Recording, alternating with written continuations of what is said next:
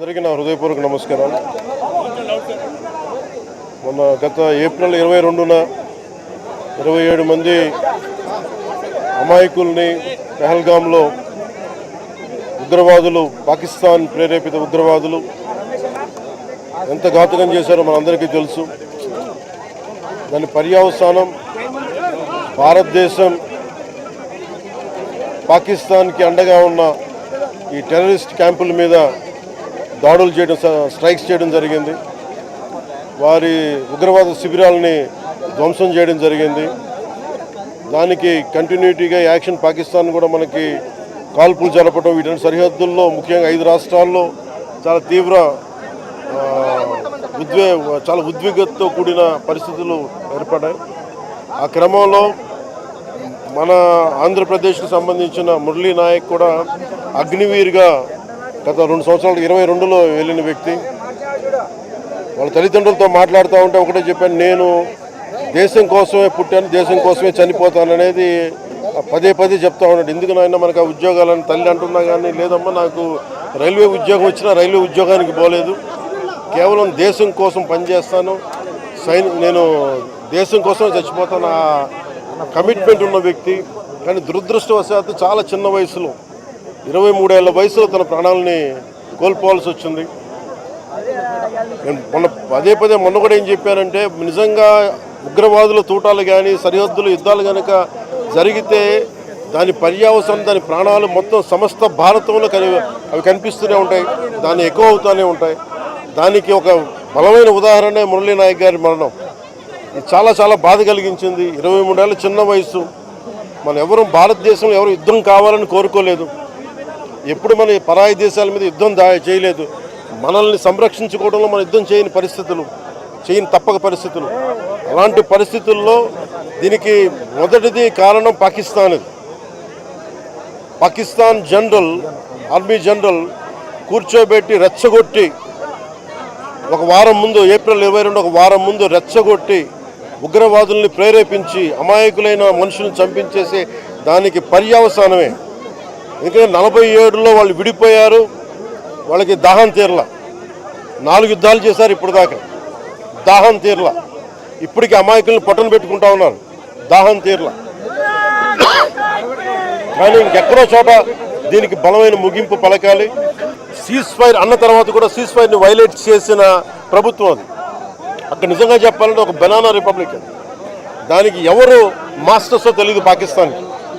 వాళ్ళు చేసే అరాచకాలు, వాళ్ళు చేసే మనకి స్పాన్సర్డ్ టెర్రరిజం ఇండియాకు ఒక ఇబ్బందిగా తయారైంది. అది మన ముంబై దాడులు కావచ్చు, కాశ్మీర్లో ఎథ్నిక్ క్లెన్సింగ్ కావచ్చు పండిట్స్ది, ఇది ఒక రిపీటెడ్ మన కోయంబత్తూర్ దాడులు కావచ్చు, పేలుళ్ళు కావచ్చు, జామా మస్జిద్ పేలుళ్ళు కావచ్చు, లేదంటే గతంలో జరిగిన మనకి గోకుల్ చాట్ పేలుళ్ళు కావచ్చు,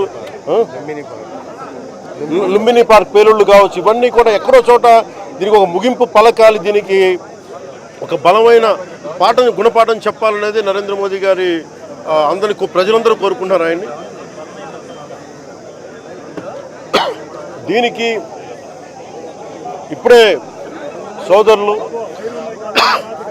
గౌరవ మంత్రి ఐటీ అండ్ ఎడ్యుకేషన్ మినిస్టర్ వారు అనౌన్స్ చేశారు. గౌరవ ముఖ్యమంత్రి చంద్రబాబు గారి తరఫున, అలాగే నరేంద్ర మోదీ గారి తరఫున ఇక్కడికి మంత్రివర్గం అందరం ఉన్నాం. ఇక్కడ అందరం కూర్చొని, మేము ముగ్గురం కూర్చొని ఇందాక గౌరవ ముఖ్యమంత్రి గారి సూచనల మేరకు, ఇందాక సోదరులు మన లోకేష్ గారు చెప్పినట్టుగా దాదాపు 50 లక్షలు ఎక్స్గ్రేషియాని ప్రకటిస్తూ ఉన్నారు. అలాగే ఒక 5 ఎకరాల పొలం అని కూడా తెలియజేశారు. అలాగే 300 గజాలు ఇంటి స్థలం అని కూడా అనౌన్స్ చేశాం. అలాగే ప్రభుత్వంలో వాళ్ళకి ఎవరికైనా సరే, వాళ్ళ నాన్నగారికి కానీ ఎవరికి కానీ ప్రభుత్వ ఉద్యోగం కూడా ఖచ్చితంగా ఇవ్వాలనేది క్యాబినెట్లో ముందు పెట్టి దాని నిర్ణయం తీసుకుంటాం. ఇవన్నీ కాకుండా నేను అదనంగా వ్యక్తిగతంగా నేను కూర్చోబెట్టి నా ట్రస్ట్ ద్వారా ఒక 25 లక్షల రూపాయలు వారి కుటుంబానికి నా వ్యక్తిగతంగా నేను సాయం చేస్తానని తెలియజేసుకుంటే, ఇలాంటి పరిస్థితులు రాకూడదని కోరుకుంటాం. కానీ దురదృష్టవశాత్తు ఇలాంటివి జరిగినాయి.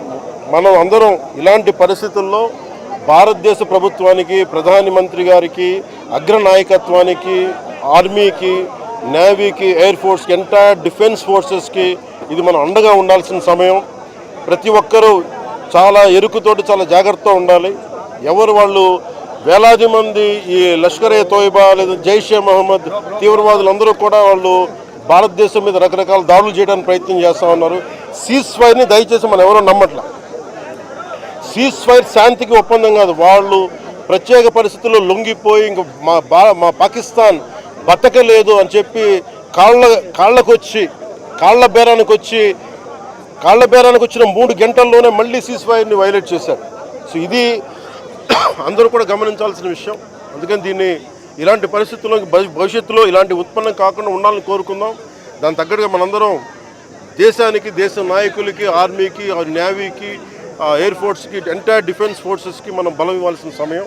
అందుకని మీ అందరూ సహకారం కోరుకుంటూ సెలవు తీసుకున్నాను. జై హింద్. మురళీ నాయక్ పవన్ కళ్యాణ్ గారి వీరాభిమాని.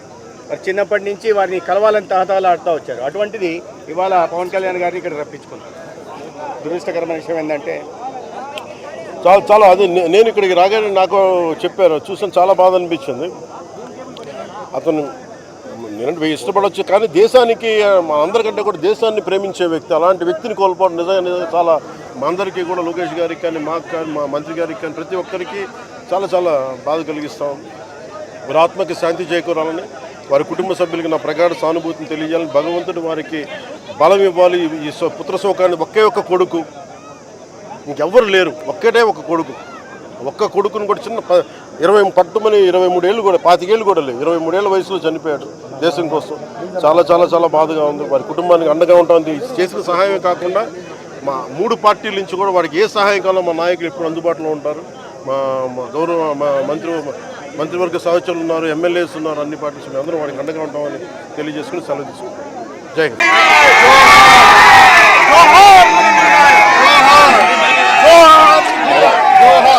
చూసారు కదండి. మరి ఈ వీడియో కనుక మీకు నచ్చినట్లయితే ఒక లైక్ కొట్టేసి మీ అభిప్రాయాన్ని కూడా కామెంట్ బాక్స్లో తెలియజేస్తూ ఇలాంటి ఇంట్రెస్టింగ్ అప్డేట్స్ కోసం మా ఛానల్ని సబ్స్క్రైబ్ చేసుకోండి.